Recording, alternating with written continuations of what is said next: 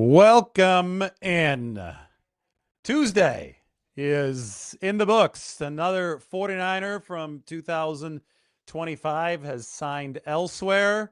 We're going to talk a little bit about Joey Bosa and whether or not he might take a discount to play with his brother for the 49ers. And of course, we haven't checked in all too detailed fashion on Brock Purdy lately, and we've got a new tool. Ben Baldwin's website has gotten a big-time facelift. We're going to be able to look at Brock Purdy's performance down by down and adjust things in real time. For example, you can see Purdy here in the upper right corner. Now when I hover my mouse over it, you can see what the CPOE, the completion percentage over expectation, is. 7.23, really good. You could see his play count, 340 last year. The EPA per play, obviously very good. But where Purdy really excelled was third and fourth down last year, the quarterback's downs. Watch what happens right now when I hit the update button. See where Brock Purdy's dot goes.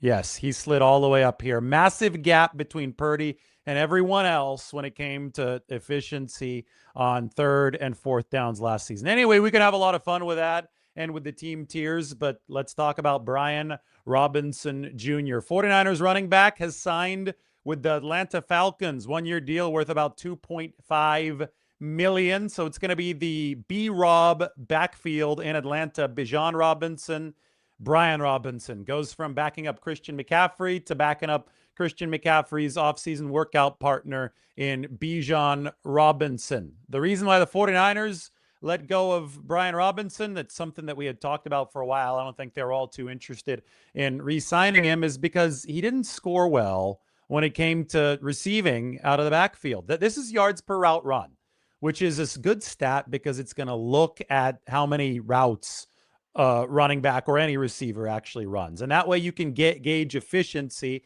through how often does a quarterback target that particular pass catcher. I don't care as much about yards per pass caught because I don't know the full denominator there. I don't know how many routes the receiver or the running back actually ran. I want to know how often he's targeted, how often he gets open, how efficiently he factors within the offense. So speaking of Bijan Robinson, he led the league last year for Atlanta at 1.88. Christian McCaffrey, second at 1.81. And Christian McCaffrey had a high number despite the fact that he was getting high volume and defenses were focused on him. So he got to this. He had to work for this because there wasn't a whole lot of explosiveness there with so few counter threats for the 49ers. I write here on the San Francisco Standard, when you look at these top 8 guys, Brian Robinson, for comparison, was just at 0.36.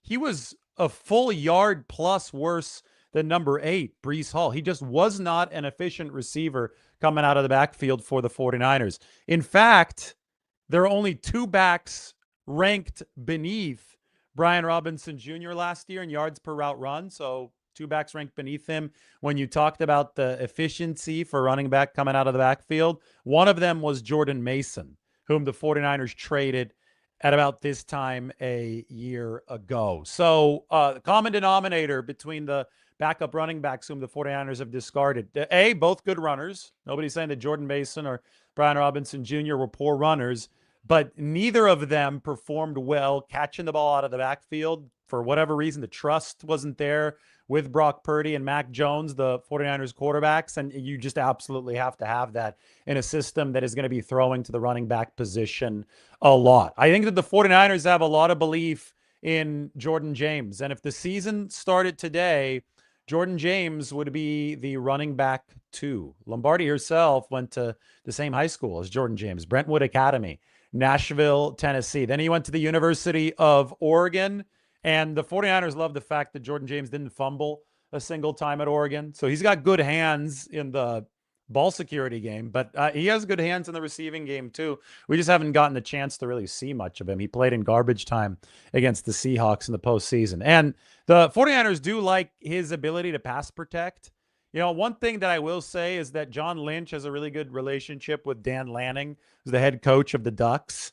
And the 49ers get a lot of quality intel on Oregon players because of that. Last year, the 49ers were out in force at Oregon's pro day, and John Lynch said that he and Dan Lanning went to dinner after, and I'm sure that they got a lot of good information on Jordan James before picking him in the 5th round. Now, that doesn't preclude the 49ers from adding another running back either late in free agency here or in the NFL draft. In fact, they probably will need one more to make it through the season, especially to make it through training camp. Today, the re-signing of Patrick Taylor Jr., who missed all of last season after shoulder surgery, became official. He's healthy now. He's going to be back on this 49ers offseason roster. And they typically like to carry 4 running backs on the 53. That is excluding Kyle Juszczyk, the fullback. So I would think they're going to want one more, and it could end up being a low-round draftee or an undrafted free agent to fortify the room. Or they could go to a veteran if they really feel like there's somebody that could fit at the right price. But this is the room right now. James ahead of Guerendo. Everybody always asks me, what about Guerendo? He runs a fast 40. He was a receiver at one point. He caught some passes for the 49ers in 2024.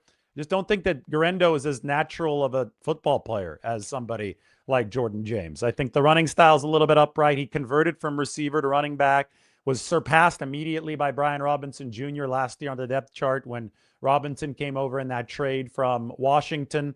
Again, congratulations to Robinson. He's now an Atlanta Falcon, earned more than he would have with the 49ers. San Francisco might have been interested in bringing him back at a minimum deal, maybe not much more than that.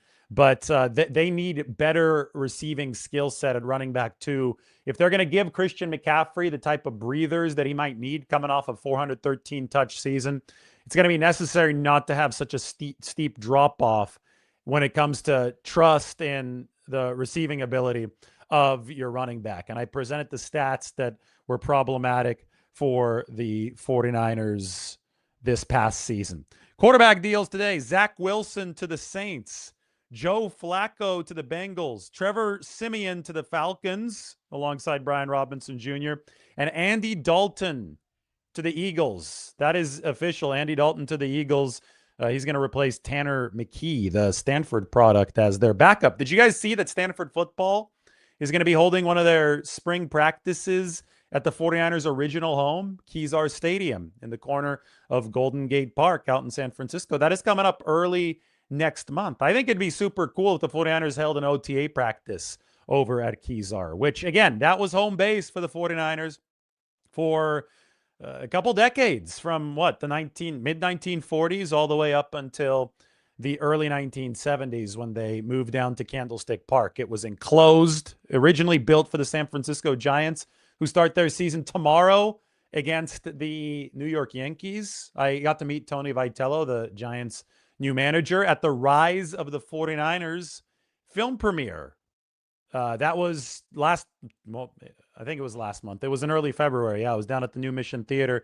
And it was cool talking to him. Got to welcome him into town. Told him he has to try Tony's Pizza out in North Beach. I think he's going to be going there. And I just sent him a message to wish him good luck on the new baseball season. That is opening up tomorrow. Giants against the Yankees. I believe it's on Netflix at 5 o'clock. So the Warriors, who suffered yet another horrific injury yesterday with Moses Moody, and it seems that that's a theme between the 49ers and the Warriors here over the course of the past calendar year, just injury after injury after injury. I get it if you've checked out of the Warriors season, and I get it if you think that the 49ers season is too far away to get excited at this point. You're probably right. It only is March 24th, but at least baseball season might give you a little bit of entertainment for the time being. A lot of you who are stuck in football offseason mode are wondering about Joey Bosa. Bosa has yet to sign with any team. Here are the available edge rushing free agents. And as you can see, Joey Bosa is near the top of that list based on compensation from last season. If we sort by average market value projection for this year, though, Joey Bosa's at the very top, alongside former 49er Leonard Floyd, who's still a free agent. So what's the deal with Joey Bosa? Well, I'll tell you straight up what's going on. The 49ers would love Joey Bosa, but they want him, and I think it's very important that they get him at their price. The estimated price here on Spot Rack, which is good with all these contracts for Joey Bosa in 2026, it's going to be his age 31 season, is $13.7 million. That's about what he played for last year in Buffalo. I can tell you that the 49ers offered him about $10 million last year. They didn't want to go any higher than that. And Joey Bosa is likely not going to take a discount. I think that was clear last year when he went for the higher offer in Buffalo. And I think a lot of fans and maybe even Joey's mom, Cheryl Bosa, for sentimental reasons, would like to see her two sons play together on the same team. But unless the money lines up, it doesn't really make all that much sense for the 49ers. They could use more defensive end help. They could use more 3-down defensive end help, but not on a full-time basis nor a full-time basis salary. I'll explain. Let's take a look at the 49ers defensive end room. Then we're going to come back to the salaries and we'll propose something that might make sense for Joey Bosa, and then we'll move forward and we'll talk a little bit more about Brock Purdy. But I'm moving over to the defensive line, and everybody who is shaded in that pink color is coming off of some kind of surgery, so is not fully healthy right now. The biggest reason that the 49ers just need more bodies, more quality members of that D-line room, is because they're returning so many guys from surgery. Nick Bosa, Joey's brother, coming off of the ACL. Alfred Collins had shoulder surgery after the year. He's a defensive tackle. Mykel Williams, he's a defensive end. He, like Nick Bosa, is coming off of an ACL surgery. And Keon White got shot in the ankle after the Super Bowl, and he's a defensive end. So these are all players who are projected to make the 49ers 53-man roster in 2026. Yet all of these guys, if practice were today, would not be able to participate. So they just re-signed Sam Okawanu, and there's some good news on that front, by the way. They're able to get him at a lower cap hit than the restricted free agent tender because Sam wanted some guarantees, and the 49ers gave him guarantees, but they gave him a smaller salary than the tender, so they saved some room. And Sam Okawanu gets some financial security. It's the biggest payday of his NFL career, somewhere between $2 and $3 million. But outside of Sam Okawanu, the only two other defensive ends, so that means the only two other edge rushers who are healthy right now, are Andrew Farmer and William Bradley King. Both of those guys were practice squad players for the 49ers last year. So you really wouldn't even be able to run a practice right now, like an effective practice, if you're the 49ers, if there were one today. Obviously, there's not one today. There's some time for guys like Keon White, Mykel Williams, Nick Bosa to get back. But I think that the 49ers, by the time OTAs come around, they can't count on most of these players to be ready. And that means that they're going to have to add more bodies. And they still, if you look at the roster counter right now, 73 of 90 spots are taken. So they still have 16 more players that they can add. Obviously, Brandon Ayuk takes up a spot, so they can't fill this up with 17 players as long as they hold Ayuk on this roster. But at least some of those spots are going to be taken up by defensive ends. Now, they've already hosted, or they're planning to host at least one defensive end. It's going to be a smaller guy, though. We could talk about him in a little bit. In their top 30 visits ahead of the draft, they have 6 draft picks. If they like an edge rusher for one of those 6 draft picks, maybe you add one that way. Maybe you add a project through undrafted free agency. But with a look at that injury situation and a look at the fact that edge rusher is a premium position, you have to keep on going back to the available edge defenders in free agency. And that's where Joey Bosa's name tops the list. I think, if he made around that $13 million mark last year, $12.6 million was the average per year with some incentives from Buffalo. If that was the number for Joey Bosa last year, he played it mostly healthy. I will say that he started off just hot last year. He had 5 forced fumbles. 4 of them came over the first 4 games.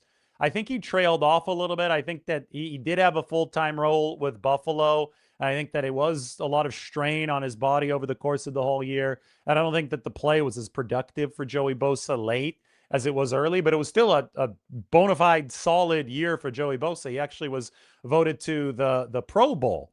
So I think that he's not looking for anything that's less than what he made last year with Buffalo. And I'm not sure how much higher the 49ers pay willingness threshold for Joey Bosa would be versus the $10 million that it was last year. So I see a simple impasse. I see the 49ers potentially at a $10 million offer somewhere around there. And I see Joey Bosa trying to get something that at least matches, maybe even increases on what he made last year, since he was able to stay healthy for the majority of the season and qualify for the Pro Bowl. So you would say that's 12.5 to 13 million. Well, there's obviously still a gap there. For everybody who's still available on this edge rushing list, and that includes Yetur Gross-Matos, the former 49er, Dante Fowler, longtime NFL veteran, is on that list. For everybody who's still available, I would say that it's becoming increasingly likely that these guys will choose to wait until after the NFL draft to sign. And, Joey Bosa is going to be on a football team next year. There's no question. He had a good enough season to where he's going to have a job. Somebody's going to want him. He's better than somebody on some roster in the NFL. He's better than a lot of guys on a lot of rosters in the NFL. If you're kind of in that in-between zone where you're not getting the contract that you want, but you know that you're still going to make several $1 million, you know that you're still going to be valuable to a football team, there comes a point in free agency, and we're a couple weeks into this thing at this point, but there comes a point in free agency where you might be better off waiting until after the NFL draft to see the moves that every team makes. So see what the 49ers do to fill out their defensive line room. And then you could be like, okay, well, this is going to be a good opportunity for me to get the play time I need. Or this is going to be a good opportunity for me to leverage an opposing, or, well, everybody's an opponent in a contract negotiation, but leverage an interested team to try to get the best deal possible. So we might be headed toward that with Joey Bosa. Maybe not. Maybe he signs tomorrow. But the further this drags into March, well, we're only a month away from the NFL draft. OTAs don't start until after the NFL draft. Some of these guys with a ton of service time experience, Joey Bosa has been in the league for a decade, 10 years. They might be willing to wait it out.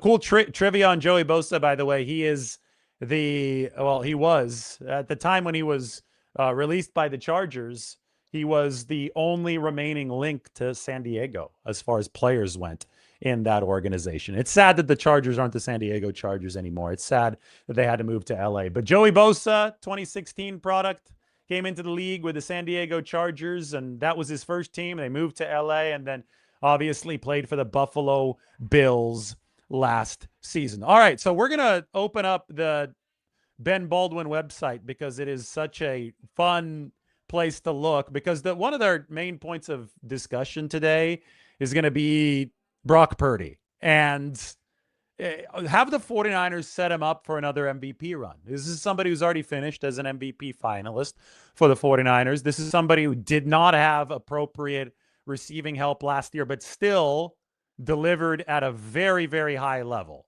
And again, I showed everybody what Brock Purdy did on the quarterbacks down last year, and this is why he's so criminally underrated, because in the downs where naysayers say, oh, well, how does he do in straight passing situations? Well, there's nothing like third down to determine if a quarterback can succeed in straight passing situations. Purdy absolutely dominated the league, and this is with a receiving core that was not getting it done by and large last year. Like, Purdy was making magic happen at a level that the rest of the league could not even touch in 2025. Now, to win an MVP, as we know, you've got to have the team support. You have to be one of the best teams in football. You can't just be moving along on an underdog team, even though the 49ers won 13 games last year, because you're not going to get that type of hype. You're going to need to have the wind at your sails that Brock Purdy had in 2023. So much of whether or not the 49ers put Purdy in that type of contention is going to depend on how strong the defense is, how strong the special teams is. But if we want to look at this just through offensive productivity, if we want to look at this on an every down basis, so let's go back and put Brock Purdy up against everybody on first, second, third, and fourth downs. If you want Brock Purdy to be at the very top right, the spot where Drake May occupied last year, you have to improve his receiving core. I see so many takes out there that just complain and complain and complain that the 49ers haven't, quote unquote, addressed the offensive line. And to that I say, well, what do you mean? They've signed multiple offensive linemen. They're trying to pay Trent Williams again. So that's an investment in the offensive line. Everybody shaded here in teal is an offensive lineman that's been added. We've talked a lot about Robert Jones, the guard who was signed yesterday. Brett Toth is probably going to compete with him. So is Connor Colby, but they've got at least depth at that guard position. Who knows? Maybe even Joel Bitonio is still on the 49ers wish list. Maybe even in a similar position as Joey Bosa. How much money is Joel Bitonio going to require? That would really be interesting on the left side. But they've also added another swing tackle in Vidarian Lowe. And the offensive line itself last year actually, especially outside of left guard. Left guard was a big-time problem for a lot of the season because of the injury to Ben Barch at the start of the year. But the 49ers offensive line actually was decent last year. The biggest issues for the 49ers offensively came through the fact that they were not able to get open. I mean, if you watch that game against the Seattle Seahawks, it's almost comedy. And maybe it wasn't as visible on TV, but I'm sitting there in Seattle, and every single down that Brock Purdy drops back, I mean, he's escaping the pass rush frequently against the Seahawks, but the defensive backs were plastered on the 49ers targets like glue. And, I mean, San Francisco didn't have George Kittle. He had torn his Achilles the week before against the Eagles. Christian McCaffrey was underneath on some routes, but they were force-feeding him the football because Ricky Pearsall was not playing at anything close to 100%, so he wasn't getting open. Demarcus Robinson was getting a lot of defensive attention because the week before he'd gone off against Philadelphia, but the Seattle Seahawks defense was at a different level. Listen, Brock Purdy is an unbelievable quarterback, and the proof there is absolutely in the pudding. That is, he throws pretty passes. He comes through in the clutch. It's not debatable anymore. He's one of the best in the league, and we see it year in, year out. There is no QB in this league that can perform at a high level consistently, and that includes prime Mahomes, that can perform at a high level consistently without a supporting cast that is at least getting open at a decent rate of the time. Like, you can't rank dead last in average separation like the 49ers did in 2024. You can't rank near the bottom. And by the end of the season, it was a bottom barrel team after all those guys got hurt.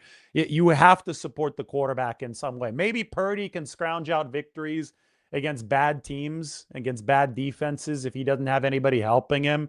But against the elites of the NFL, and I think the Seattle Seahawks definitely qualified last year, you've got to get open downfield. So the way that the 49ers can make this sustainable, this kind of performance against the best division in football, which includes the Seattle Seahawks, the way that the 49ers do that is by improving the receiving core. And that's why we've seen the emphasis on Mike Evans and on Christian Kirk. And we're going to see more of this emphasis over the course of the NFL draft. I'm almost certain the 49ers are going to draft a receiver. The 49ers have to make that wide receiving core better. Keep in mind that the 49ers played last year without a natural X. Unless you call DeMarcus Robinson a natural X receiver, but he's a backup X. And I think I view DeMarcus Robinson as a Swiss Army knife reserve in the NFL. He's had a really, really fine career. He's been with a bunch of teams. He's played with Mahomes. He obviously played with Matthew Stafford with the Rams.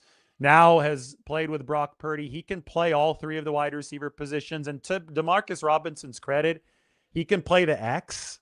I think there's something to be said about a receiver who can play the X, who can block, and who could do that. And DeMarcus came through. We saw the DeMarcus Robinson game against Philadelphia last year. All that said, he is not a game in, game out X receiver. And you need special physical characteristics in Kyle Shanahan's system to be a game in, game out receiver, which is why the 49ers were willing to pay so much to Brandon Ayuk. But Brandon Ayuk went MIA in the football team. That's why they were so excited to get Mike Evans. That is a prototypical X, maybe even in more ways than Brandon Ayuk. I mean, Ayuk was excellent when he was in his prime for the 49ers in that 2023 season in a number of ways. Blocking-wise, separation-wise, he ran the post exceptionally well. But I think Mike Evans is obviously a better jump ball candidate. I think he'll run the dig routes better than Brandon Ayuk, and I think he might run those 9 routes with more effectiveness than Brandon Ayuk, just because of those long strides, the straight line speed, and then, yes, the height, and Ayuk had an amazing catch radius, but for Mike Evans, you got 6'5" height, and you also have 230-pound size that acts like a magnet at the line of scrimmage. We're not just talking about what is happening downfield when we're talking about the X receiver. We're talking about what happens before the snap at the line of scrimmage. Is he getting a safety shade toward him? Is he locking up the opposing number one cornerback? Is he causing the offense, or is he causing the defense to be afraid and very concerned that the offense is going to run in that direction? Because he can then block, maybe even take out two guys with his big frame. And Mike Evans, he loves football. He knows how to block. If all of that happens, that opens up other things in Shanahan's offense. It is a game of geometry. If somebody is moving in a certain direction, blades of grass are going to be vacated in the spot that they abandoned. Like, it's as simple as that. So if safeties shade one way, all it takes is a couple steps from a safety to move toward the X receiver, because there's more respect for that position that the 49ers were able to generate in 2025. Other stuff is going to open up on the seams. Other running lanes are going to open up. I mean, Kyle Shanahan obviously is very, very complex with the way that he designs this offense, but he needs that X receiver to draw the type of magnetic attention necessary to open up lanes in other parts of the field, in both the run game and the pass game. And I think that that's going to help Brock Purdy be even more efficient than he was in 2025. Then you look at the other receiving spots, and it's a little bit of a domino effect. Purdy and Pearsall, I think, are best when Pearsall's moving out of the Z receiver formation, which means that Ricky is playing flanker, and that means that he's playing often lined up off the line of scrimmage, which means he can come in motion. He could get a running start. The X receiver, it's a big body that has to be able to take on the cornerback and press man coverage without any help. That's why X is tough. That's why your X typically has to be physically imposing. If your X is not physically imposing, he'll more likely than not just get swallowed up at the line of scrimmage in press man coverage by a very good cornerback, by a physical corner. And we know that there are a lot of those guys, especially in the NFC West. I mean, it's a loaded division. The Seahawks can cover with Devin Witherspoon. Trent McDuffie is now with the Rams. Your X receiver needs to be ready to play. If he can do that, and if he can take the attention of the other team's best defensive back, Ricky Pearsall is really hard to cover as the Z. Ricky Pearsall can absolutely go for 1,000+ yards this year. He was already at well over 2 yards per route run to begin the 2024 season. Let's look at the yards per route run for the 49ers and Brock Purdy's receiving core. Oh, I got some chocolate cake. Thank you. It's a dark chocolate tart. Did you guys hear that? It's a dark chocolate tart that we're going to feature on the show right now with a Thin Mint Girl Scout cookie crust. So there were a lot of women here right now at this book club that Lombardi herself was hosting. Hopefully the mic came through and blocked out the sound, but they just left, and now I get to eat. So what is it again? It is a dark chocolate tart, courtesy of Ina Garten recipe. A dark chocolate tart, courtesy of an Ina Garten recipe. All right, thank you. Okay, I'm going to do I need to give it a one bite test? Yeah, you do. All right. Well, that's mint. Oh, yeah. Mm-hmm. It elevates it a little bit, don't you? I've never tasted that with chocolate before. I like it. It's good. It's nice and refreshing. Yeah, it's not too heavy. It's good. It's a nice chocolate cake. It's not a sandwich, but it's a good cake. Do we have vanilla ice cream? No, we don't have vanilla ice cream. Too bad. Yes, I would love a water, please. Thank you. All right. We interrupt this show to bring a little bit of chocolate cake. It was good. I'll finish that in a little bit. Water is coming very, very soon. Got to wash this down a little bit. But I was talking about yards per route run. All right, here we go. So Ricky Pearsall, for the whole season, wasn't very good. You want your receivers, especially your two featured receivers, really good offense. And I think the 49ers it was funny because they had a good offense last year, but they did it with every single receiver except for George Kittle in the red in yards per route run. Like over 2 will get you in the blue here. To over 2 yards per route run. McCaffrey was under 2 because they just had to force feed him a ton of times, and that wasn't exactly efficient because it wasn't explosive. Kittle, that was good. He was in the happy zone at 2.11 yards per route run. Jennings, no, he wasn't efficient, 1.35. Bourne, not really efficient, 1.4. Ricky Pearsall, a little bit better, 1.68, but I'll tell you what, Ricky Pearsall suffered the PCL injury in week 4. And from weeks 1 to 4, before he suffered that injury, Ricky's number was about 2.3 here. Would have been the highest yards per route run on the entire 49ers team. There it is. Ricky Pearsall, 1.68. Really low drop rate. The key for Ricky is really simple. He just has to stay healthy. And then there are secondary keys, which are things that are outside of his control. But if the 49ers are trying to tackle those, if Mike Evans occupies the X successfully, which means also the Mike Evans has to stay healthy this year, Ricky is going to have a lot easier job working from the Z, a much more natural position where he can come in motion, get those running starts for the 49ers. He's going to have a much easier job running some of the corners, some of the sail routes that he's developed already such a good relationship with Brock Purdy on. Then you go to your third receiver spot. Last year, it was a mess for the 49ers. You got guys playing all out of position. QB Jennings, I think, in his most efficient years for the 49ers, was a great third receiver, created matchup issues as a big slot, but had to play a lot of X last year.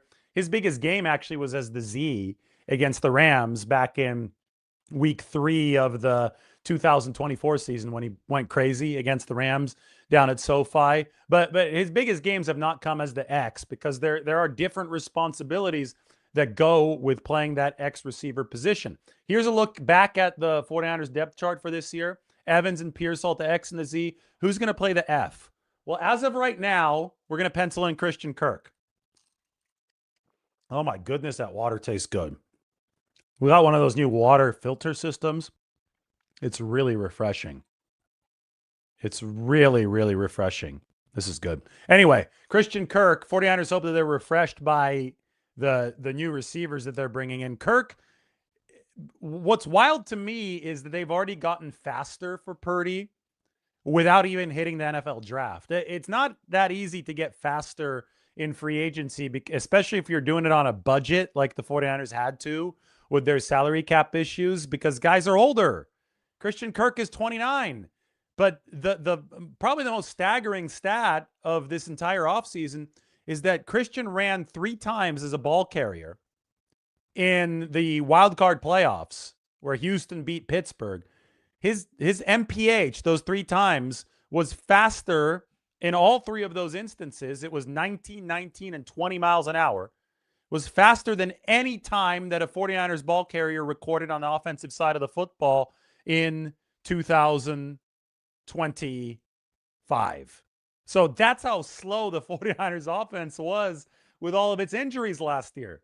Christian Kirk, who's, I think, very clearly later on in his career, posted 3 times that were faster than the entire season's worth of times for the 49ers as far as miles per hour go in one game at the end of the season. Christian had a hamstring issue earlier in the season. Then he got healthy, and then he put up really, really big numbers for the Texans against the Steelers. What did he go for? Like 170-something yards, scored a touchdown. Then he scored again the next week against the Patriots, but that was the end of the season for Houston. So the 49ers saw that tape.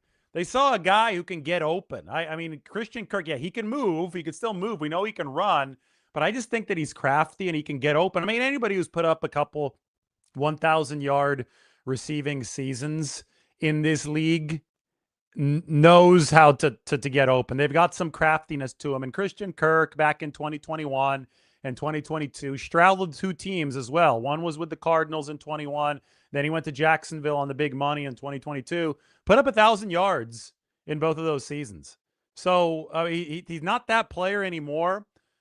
But I think that he could be a good third wide receiver. And I think that he's a pro's pro. So is Mike Evans. So is Demarcus Robinson.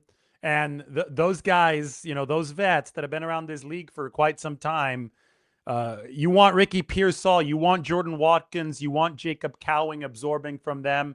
And on top of that, you want whoever you draft absorbing from them. And the 49ers, Casey Concepcion's going to come on a 30 visit. Omar Cooper Jr. is going to come on a 30 visit. And today we reported that Denzel Boston, who, might be the college version of Mike Evans, just a big contested catch guy, out of Washington is going to come on a 30 visits. The 49ers are obviously interested in that wide receiver position, and I think they've set things up right now, especially contractually around Brock Purdy. Evans is only a 1-year commitment. It's a 3-year contract, but it's only a 1-year commitment. Kirk is only a 1-year deal. Robinson only has 1 year left on his contract. Ayuk is obviously on his way out.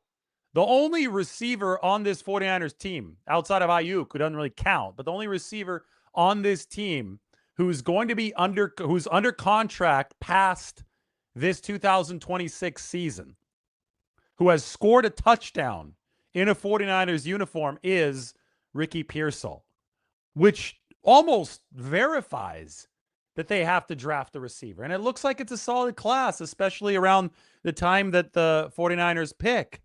So it's one of those things where they can fit another guy in here, and they almost have to fit another guy in here. And they've got the structure of veterans in place to be able to shepherd whomever they bring along. And of course, the structure is punctuated by the quarterback, Brock Purdy. He throws such a catchable ball, who's been one of the most accurate quarterbacks in the league, who's the best quarterback in the entire NFL when it comes to avoiding sacks, who throws the seam routes, the crossers really well, who's thrown the deep passes more accurately than essentially anybody in the league. His completion percentage has led there as well. I mean, I can go back to this over and over and over again. And the most fun I have is when I remove first and second down, because we could go just to the quarterbacks down. We see Purdy right here. Look to see where the dot goes for Brock Purdy now. Look at what he was able to do. You could even see the breakdown down here over his 103 plays on third down. The EPA per play was 0.611. He was adding 0.6 points per third or fourth down drop back. His success rate was over 62%. His completion percentage over expectation, you're talking about accuracy, which is going to be, really, really tied to how far he's throwing downfield. If you're only throwing short passes, you're not going to score well in CPOE. 14.3. That's why he's so far over here on the right side. So far up here because he's so efficient. I mean, it was a video game-like season with suboptimal weaponry for Brock Purdy. So a lot of people don't like the facts, and I don't care. I'm here to give them. I'm here to show you the data. I'm here to show you how Purdy actually performed. And it was an MVP level performance for Purdy in 2025, but he didn't have MVP level support. And if you give Purdy MVP level support, then he can easily win this award, at least if the voters are objective. And I think that's what the 49ers have tried to do. And if you don't agree with me, well, screw it. Just take it up with Mike Evans, who also thinks that Brock Purdy can win the MVP given the appropriate support. It is a team sport. Mike Evans decided to sign with the 49ers at a big discount. Christian Kirk might have even taken a discount to sign with San Francisco, and they're not done loading up yet. Now, I could talk about other positions that can help out Brock Purdy from a weaponry standpoint. They have made a move at tight end. They did extend Jake Tonjes, 2-year deal. So he's the tight end behind George Kittle, and probably will start the season in place of George Kittle if George is not back from the Achilles for the Australia game in week 1. I do wonder, though, what the 49ers do at the blocking tight end spot. Are they going to roll into this with Luke Farrell, who wasn't great this past year? They don't have to pay him his 2026 option until late in training camp. So they can theoretically draft a tight end. They could sign David Njoku, but I don't think the 49ers are going to go big money in the tight end department. If they were going to go bigger money, I thought that maybe Charlie Kolar, but they had already allocated some of this to Farrell. They paid him about $6 million for the past season, and we'll see if the rest of his options trigger, or we'll see if the 49ers grab a tight end in this upcoming NFL draft. I like tight ends at different price points of the draft, and by price points, I mean different, the value of picks. I like Kenyon Sadiq in the first round. How can you not? Maybe the most athletic tight end prospect since Vernon Davis. Sam Roush out of Stanford performed at Stanford's Pro Day not all that long ago. He's a good blocker, got good hands, and he's going to be available probably in the middle rounds of this NFL draft. And I'm sure John Lynch, who's attended a lot of Stanford practices, familiar with Roush. There are tight ends in this class that the 49ers decide to use the draft pick there, and that could further bolster Brock Purdy's weaponry. What I do know about Brock is that tall targets are good for him because he knows how to feather and layer passes up there into spots that only tall receivers can get. And when your quarterback is accurate enough to be able to do that, and we saw it with the Purdy Juwan Jennings connection, I think we're going to see it with the Purdy Evans connection. We've seen it with the Purdy George Kittle connection. And we'll see if the 49ers can add another tight end. And we've seen it with the Purdy Jake Tonjes connection as well. So let Purdy cook. And if you do that, you can get him into a good spot. So players that I'm really, spots that I'm really looking at for potential moves for the 49ers moving forward. Another receiver, maybe a tight end through the NFL draft. We'll see what they do. For now, Luke Farrell is not a great receiver, is that blocking tight end. And then I'm very, very curious to see how running back 2 ends up working out for the 49ers. If the season started today, Jordan James would be in that position. I'm going to have another bite of this really good chocolate cake, and I'm going to open this up to some questions. So let's shoot. I'm ready. It's an elevated chocolate cake.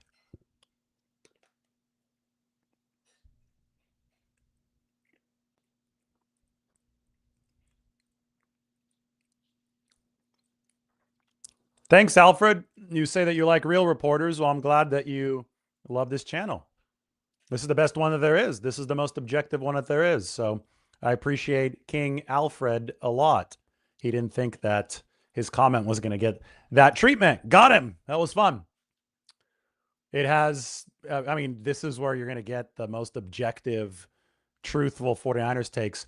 If you're somebody that's really into emotion, if you're like really emotional, if you're not level-headed, if you can't think of things in a smart, calculated way, you're probably not going to like this channel. But if you're smart, like most 49ers fans, and you can keep an even keel, you're going to like this channel. So yeah, if you want real reports, then ones that don't suck up to the 49ers, this is your best channel. And the proof is in the pudding. We have the most viewers of anybody by a very, very wide margin. Do you think that they're going to sign Joey Bosa if they can get him at the price that they want? Again, I was saying that earlier in the show. I think that around 10 is something that the 49ers would be willing to do. And I think that Joey Bosa made a little bit more last year. And I think it's probably as simple as that. If you could find a price that works and maybe his price comes down over time, maybe he really likes to fit after the NFL draft and then he's willing to take a little bit of a lower price. I don't know. All speculation, but we'll see if it lines up.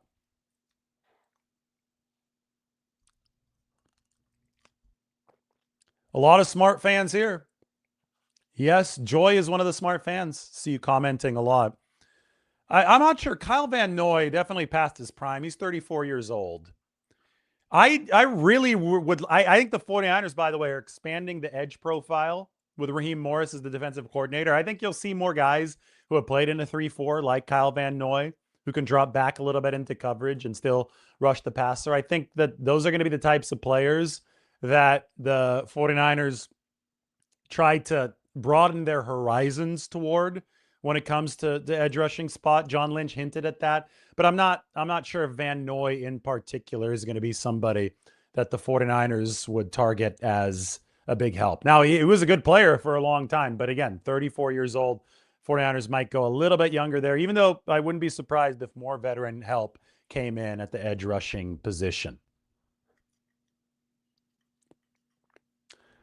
That guy, King Alfred, was trolling, and now all of a sudden he just disappeared. You're not commenting anymore.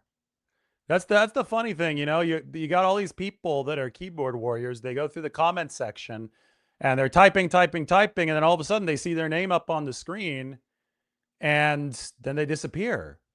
They can't take the smoke. They can't take anything headed back in their direction. That's really funny how that works. All right, let's. I'm giving him a chance to come back. I don't see him right there. JT says that the 49ers are riding with Mac Jones this season. In all likelihood, yes.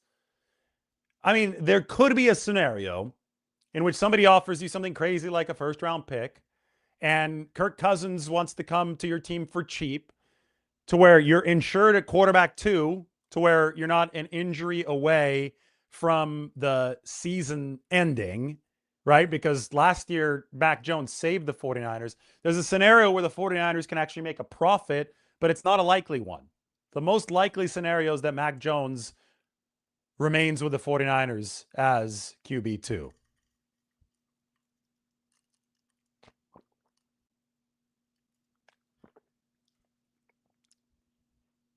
Where do I think Jennings ends up? I have no clue. That's crazy to me that he hasn't been signed yet. But I mean, maybe Juwan now wants to wait until the draft to see if he could fit in somewhere, to gauge his options, see if anybody gets hurt. But it's wild because he wanted $20 million at one point, and it doesn't really look like that's going to be possible.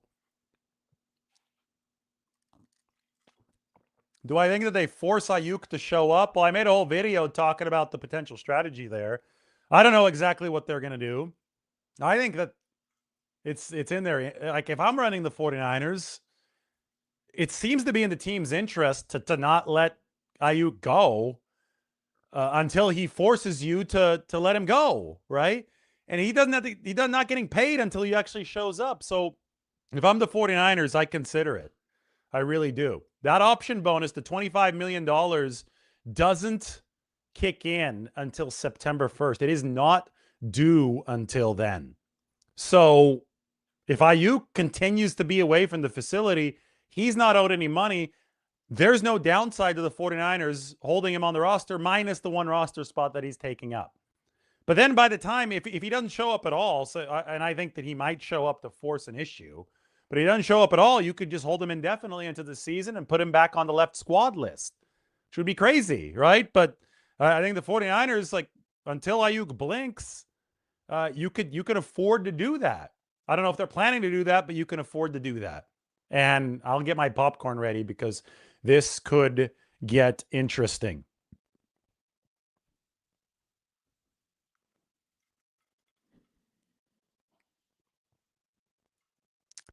Come on, good questions. Let's go.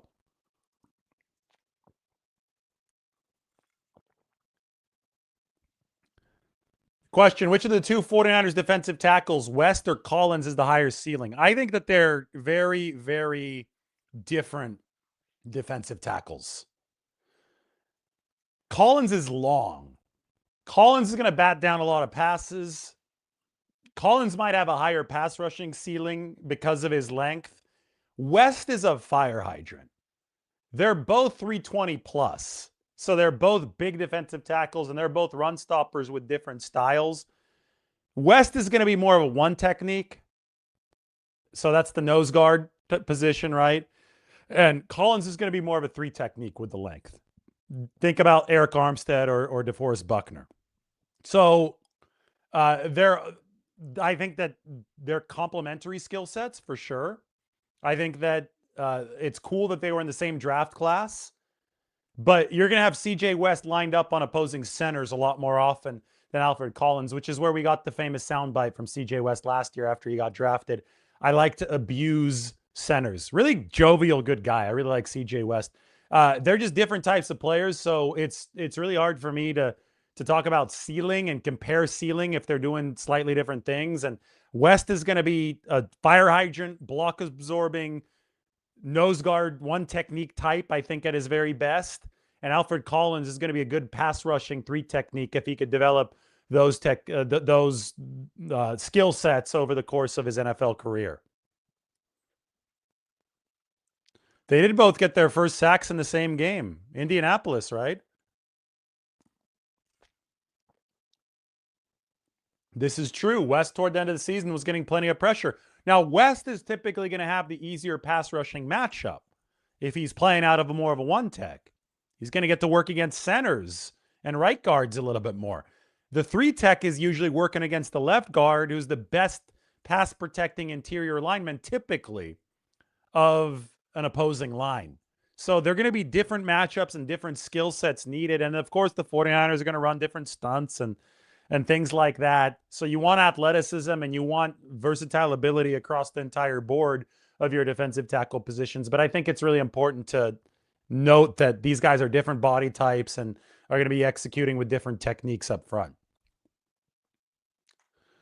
It was really unfortunate that Collins and Michael both ended the season hurt. Michael especially.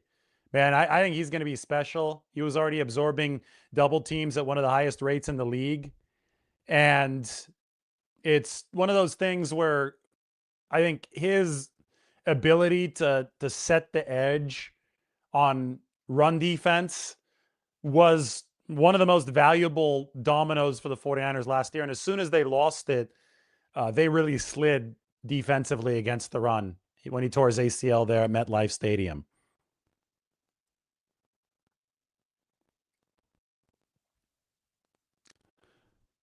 Sorry, Mark, you're saying I don't answer the questions you've been asking. They're coming in fast. Maybe you can ask again. Maybe I'll see it. Maybe I won't. But it's really, really hard for me to answer every single question that's coming in. I'll do my best.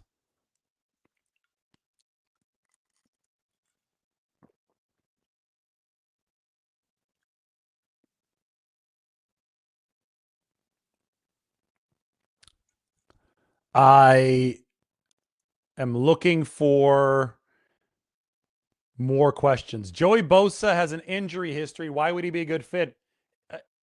Can you name me an NFL player that doesn't have an injury history? I mean, this is football. Everybody gets hurt. Joey Bosa has played 2 consecutive seasons where he's taken the vast majority of his team snaps. That's better than a lot of the league. So I don't think that we could lazily just say, oh, he has an injury history. It's the most violent sport in the world, or one of them. Guys get hurt. Nick Bosa has gotten hurt. Fred Warner, one of the most durable players we've ever seen, has had injuries in each of the past 2 seasons. He was able to play through one, wasn't able to play through the injury last year. So, yes, you take into account injury risk, but you also have to take into account seasons that guys get through without getting hurt.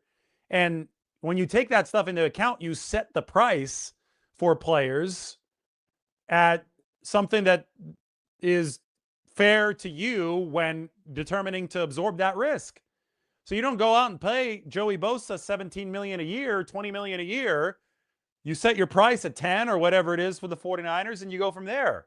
And that's the acceptable risk that you take, right? So there's a lot of gray area here. It's not just like, oh, this guy gets hurt a lot, or this guy has gotten hurt, we're not going to sign him. That wouldn't make any sense, because in football, basically everybody has an injury history.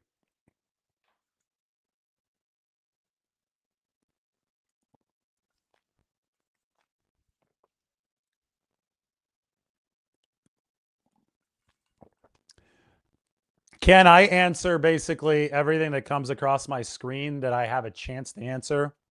Why don't you sit down and try to run a show with 1,000 people watching simultaneously and asking questions? I bet you couldn't even sit in front of your computer, look at a camera, and talk coherently for 4 minutes, much less talk for 53 minutes, as I've been doing so far, and go through questions, sift through them, and pick one and then answer the question.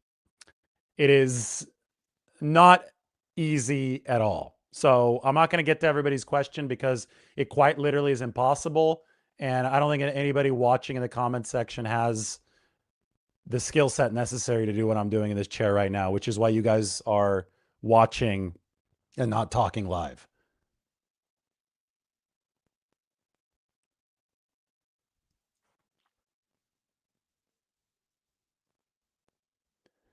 Here's a question. Why didn't Shanahan like Brian Robinson? I think they liked Brian Robinson. I think they would have taken him back for probably a minimum deal, maybe a little bit more. But he wasn't a great receiver out of the backfield. He didn't have good cohesion with Brock Purdy. The 2 of the 3 lowest yards per route run numbers in the entire NFL last year for running backs belonged to Brian Robinson and Jordan Mason. Those were the 2 running backs whom the 49ers had discarded over the past 2 off seasons. You've got to fit in better with the pass game if you're going to be Christian McCaffrey's backup. Otherwise, you can't take Christian off the field. And they didn't take him off the field last year. 413 touches. So Jordan James, I think they believe in him more as a receiving back, and maybe they still add somebody else over the course of this offseason.